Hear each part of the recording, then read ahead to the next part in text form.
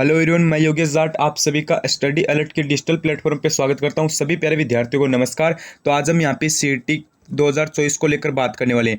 आज हम बात करेंगे कि सीईटी 2024 की हमें तैयारी कैसे करनी चाहिए, क्योंकि आप सभी को पता है सीईटी की अभी तक एग्जाम नहीं हुई है और 2024 में इसकी आपकी एग्जाम होगी। तो हम बात करने वाले हैं कि सीईटी 12th लेवल और सीईटी ग्रेजुएशन लेवल यानी स्नातक स्तर और सेकेंडरी स्तर की आपको तैयारी कैसे करनी चाहिए इतने काफ़ी कम समय में और अंतिम दिनों में पढ़ के, यानी कम समय में आपको पढ़ के, आपको पता है सीईटी में 10 के आसपास सब्जेक्ट है, तो इन सभी सब्जेक्ट को पढ़ के हमें आसानी से 200 प्लस नंबर कैसे लाने चाहिए। हमारा टारगेट क्या रहेगा? 200 प्लस नंबर का रहेगा, क्योंकि आप सभी को पता है अगर 200 प्लस नंबर ले आते हैं तो सीईटी में जो शामिल भर्तियां हैं, जैसे आपकी एलडीसी हो गई, राजस्थान पुलिस हो गई, और आप यहाँ पे मान लो जूनियर अकाउंटेंट हो गई, पटवारी हो गई, वनपाल की हो गई, यानी जितनी भी भर्तियां हैं उनमें हम शामिल हो सकते हैं। 200 या फिर 220 प्लस अगर नंबर हम ले आते हैं ना, 220 प्लस मान लो आप, 220 प्लस एकदम सेफ एरिया है। तो आज का हमारा टारगेट रहेगा ओनली 220, जो 20 प्लस नंबर है वो हमें कैसे लानी है। तो वीडियो को कंप्लीट देखना। चैनल पर पहली बार विजिट करो तो चैनल को सब्सक्राइब कर देना। इस वीडियो में हम कंप्लीट जानकारी ले लेंगे कि किस सब्जेक्ट को कितना पढ़ना है,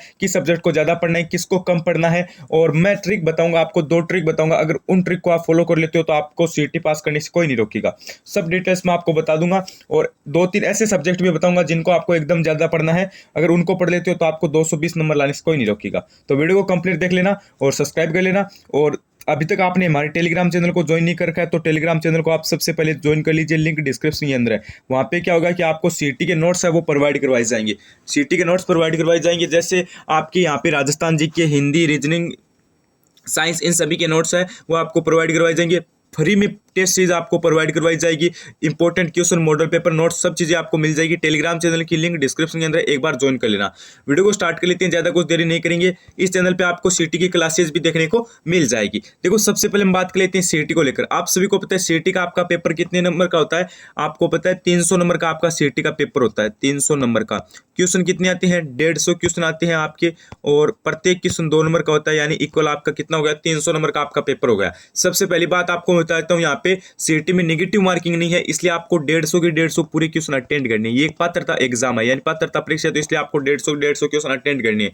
अगर आपको 110 क्वेश्चन आ रहे हैं, मान लो 110 क्वेश्चन आ रहे हैं, या फिर आपको मान लो 100 क्वेश्चन आ रहे हैं, ये 100 क्वेश्चन हो गया, और 50 क्वेश्चन आपको नहीं आ रहे हैं, 50 में आप तुक्के लगा क्यों ना, 10 क्वेश्चन क्या पता राइट हो जाए तुक्के से, और 100 वो हो रहे हैं, यानी 110 क्वेश्चन हो गए ना, 120 क्वेश्चन तो आपके यहाँ से राइट होते हैं ना, इसलिए आपको तुक्के भी लगाने हैं और सारे क्वेश्चन अटेंड करनी है। पेपर की बात करें तो 12th लेवल का आपका 12वीं स्तर का पेपर आएगा और ग्रेजुएशन लेवल का आपका ग्रेजुएशन के स्तर का पेपर आएगा, ये तो आपको पता है। अब बात क्या कर लेते हैं कि हमें तैयारी कैसी करनी चाहिए। देखो, सबसे पहले आपको पता है अभी आपके पास खूब सारा समय है। अभी जिस टाइम आप वीडियो देख रहे हो ना, अभी आपके पास खूब सारा टाइम है, तो इसलिए आपको क्या करना है, सभी सब्जेक्ट को धीरे धीरे टाइम फुल देना है।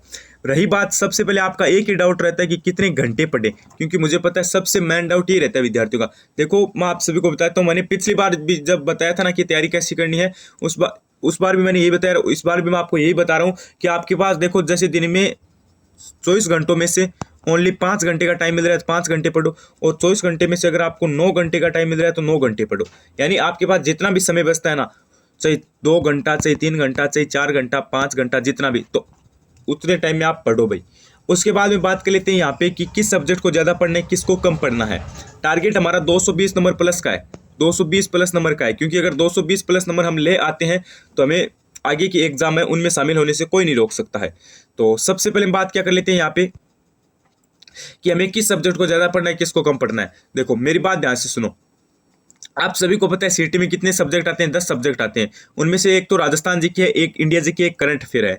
इन 3 का वेटेज आपका यहाँ पे क्या रहेगा, लगभग ऑलमोस्ट बताऊं तो मैं आपका 40% के लगभग आपका इनका वेटेज रहेगा। तो थोड़ा सा इनको एक बार ज्यादा पढ़ लेना, ज्यादा टाइम तो मत देना। राजस्थान जी की एक ऐसा सब्जेक्ट है जिसको आप 6 महीने दे दोगे ना, फिर भी आपका कवर नहीं होगा, और 2 साल दे दोगे फिर भी आपका कवर नहीं होगा। तो इनको एकदम लिमिट का, एवरेज का टाइम देना है। इंडिया जी के, राजस्थान जी के, करंट अफेयर को एग्जाम से 10 दिन पहले पढ़ लेना, कोई दिक्कत वाली बात नहीं है। और बाकी इन 2 को टाइम ठीक ठाक सा एवरेज सा आप दे देना, ठीक है, क्योंकि इनको ज्यादा टाइम दे दोगे तो फिर बाकी के सब्जेक्ट को आप टाइम कब दोगे। उसके बाद बचते हैं आपके 6 सब्जेक्ट और बचते हैं। 6 सब्जेक्ट कौन से हैं? देखो, एक तो आपका यहाँ पे रीजनिंग, एक आपका मैथ, रीजनिंग, मैथ और साइंस 3 हो गए, कंप्यूटर 4, और इंग्लिश 5, हिंदी 6। इंग्लिश को टाइम दो तो ठीक है, अगर आपकी इंग्लिश वीक है तो इसमें क्या करना है, इंग्लिश के 5 से 7 क्वेश्चन आएंगे, इनमें सीधे तुक्के लगा के आ जाना।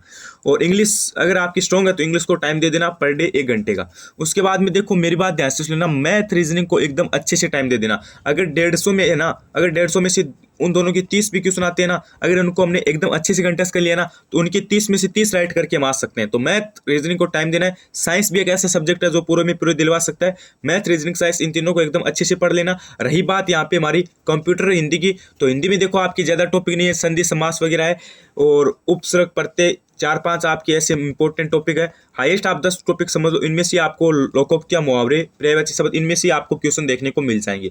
अब मेरी बात ध्यान से सुनो, मैंने आपको क्या बताया है सबसे पहले कि देखो आपको टाइम है ना, जैसे एक तो जीके ना, जीके में काफ़ी सारे विद्यार्थी क्या करते हैं, जीके को ज़्यादा टाइम देते हैं, लेकिन जीके एक ऐसा सब्जेक्ट है उसको आप कितना भी टाइम दे दो वो तो आपका कवर नहीं होगा, 2 साल में भी कवर नहीं होगा। इसलिए क्या बोलना, मेरी बात यहाँ पे क्या बोल रही है, मतलब मैं क्या बोलना चाह रहा हूँ यहाँ पे कि आपको जीके को क्या करना है, एवरेज टाइम देना है। यानी जैसे डेली के 1-2 टॉपिक कवर आपको कर लेने हैं, जैसे एग्जाम तक आपके सारे कवर हो जाएंगे। ऐसा भी नहीं कि जीके को सारा टाइम दे दो। तो एक तो इंडिया जीके, एक करंट अफेयर, एक तो इंडिया जी की, एक राजस्थान जी की, इनको आपको एवरेज टाइम देना है और करंट अफेयर को लास्ट 10 दिन में पढ़ लेना। ये तो बात हो गई आपकी यहाँ पे 3 सब्जेक्ट की कंप्लीट। एक बार ध्यान से सुन लेना, जीके को ज़्यादा टाइम ना देना, ये 3 सब्जेक्ट हो गई। उसके बाद में आप देखो यहाँ पे एक तो आपका यहाँ पे मैथ है, ठीक है, एक मैथ है, एक आपका यहाँ पे रीजनिंग है, एक आपका यहाँ पे साइंस है। ये 3 सब्जेक्ट है, इनको आप थोड़ा सा ज़्यादा टाइम दे देना, क्योंकि ये 3 ऐसे सब्जेक्ट है जिनमें आप पूरे में से पूरे सही करके आ सकते हो। जीके में नहीं करके आओगे, अगर जीके के 50 क्वेश्चन आएंगे तो आप 50 में से 35-40 ही करके आओगे। और मैथ रीजनिंग और साइंस के अगर 30-40 क्वेश्चन आते हैं वो 30-40 पूरे पूरे आप करके आ सकते हो, 1-2 क्वेश्चनों की कोई बात नहीं है। तो इनको ज़्यादा टाइम देना है। उसके बाद में बात कर लेते हैं हिंदी कंप्यूटर और इंग्लिश की। तो हिंदी कंप्यूटर इंग्लिश में देखो विद्यार्थियों एक ही रोल है, अगर आपको इंग्लिश आती है तो टाइम दे देना, वरना आपको कोई देने की जरूरी नहीं है। और रही बात हिंदी कंप्यूटर की, तो हिंदी में कोई ज़्यादा टॉपिक नहीं है, समास, प्रत्यय, उपसर्ग और लोकोक्तियाँ, मुहावरे, इन सबको पढ़ लेना। इनको भी ठीक ठाक टाइम दे देना, डेली का 1 टॉपिक कवर कर लेना। हिंदी आपकी 2 दिन में कंप्लीट हो सकती है, इतनी सी आपको पता है, सिलेबस छोटा सा सिलेबस है, इसलिए इनको भी आपको टाइम दे लेना। लेकिन ज़्यादा टाइम आपको इन्हीं 3 को देना है, उसके बाद जीके के दे देना, फिर उसके बाद इनको दे देना। इस हिसाब से आपको कवर करना है।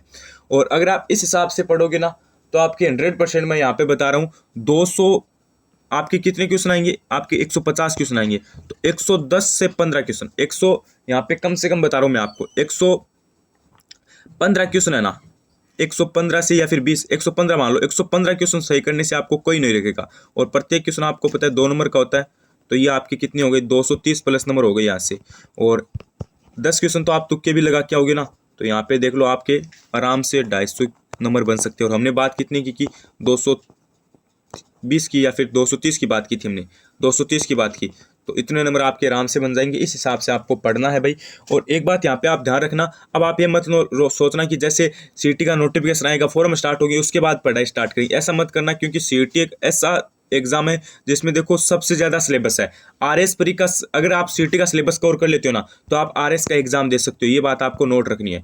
अगर आप सीईटी का सिलेबस कर लेते हो, आप राजस्थान में जितनी भी वैकेंसी आती है, एलडीसी, पुलिस, कुछ भी मान लो, आप उन सभी का एग्जाम दे सकते हो। क्योंकि जो सिलेबस है उनका, उनमें तो क्या होता है कि जैसे कोई नॉर्मल एग्जाम उसमें 4-5 सब्जेक्ट ही होते हैं, सीईटी में तो 10 सब्जेक्ट है। मैथ हो गया, रीजनिंग हो गया, कंप्यूटर हो गया, साइंस हो गया, और इंग्लिश हो गया, हिंदी हो गया, राजस्थान जी के हो गया, इंडिया जी के हो गया, करंट अफेयर हो गया, यानी सारी की सारी 10 के 9 से 10 सब्जेक्ट आपके टोटल के टोटल है, एक भी सब्जेक्ट कम नहीं है। इसलिए आपको करना क्या है, इन सभी को अगर आप स्ट्रॉन्ग कर लेते हो तो आपको इन फ्यूचर कोई भी दिक्कत यहाँ पे नहीं आने वाली है।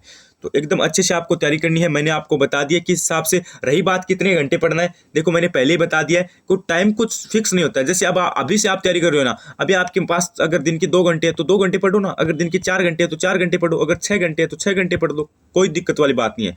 लेकिन आपको करना क्या, ज़्यादा पढ़ना है। और जीके इस बार आपका न्यू आने वाला है, तो उसमें ये मत सोचना कि न्यू जीके आएगा उसके बाद पढ़ेंगे। अरे मेरी बात ध्यान से सुनो, जैसे न्यू और ओल्ड में जो कॉमन चीज़ें हैं ना वो तो पढ़ लो ना, न्यू और ओल्ड में कॉमन चीज़ें वो तो पढ़ लो। जैसे मैं आपको बता दूं, अभी यहाँ पे कोई क्वेश्चन मान लो, आप एक एक सेकेंड आप कोई मान लो यहाँ पे ऐसा क्वेश्चन सोचो जो न्यू और ओल्ड में, जैसे मतलब मैं आपको बताऊँ 70% क्या है सेम है, 70% क्या है सेम रहने वाला है न्यू और ओल्ड में, तो वो चीज़ें आपको पढ़नी है। और 100% कर्मचारी चयन बोर्ड वही क्वेश्चन निकालेगा, न तो न्यू से पूछेगा और न ओल्ड से पूछेगा। इन दोनों में जो कॉमन है ना वही क्वेश्चन कर्मचारी चयन बोर्ड RSM SSB यानी अधीनस्थ बोर्ड है वो यहाँ पे आपके एग्जाम में पूछने वाला है। तो जीके को लेकर कोई डाउट मत रखना कि जीके कैसे पढ़े कैसे तैयार करें, कॉमन पढ़ो। और भूगोल की बात रही तो भूगोल को भी पढ़ लो, जैसे न्यू जिले हैं जिला दर्शन की क्लास देख लो। और मैं भी आपको इस चैनल पे जल्दी जो क्लासेज है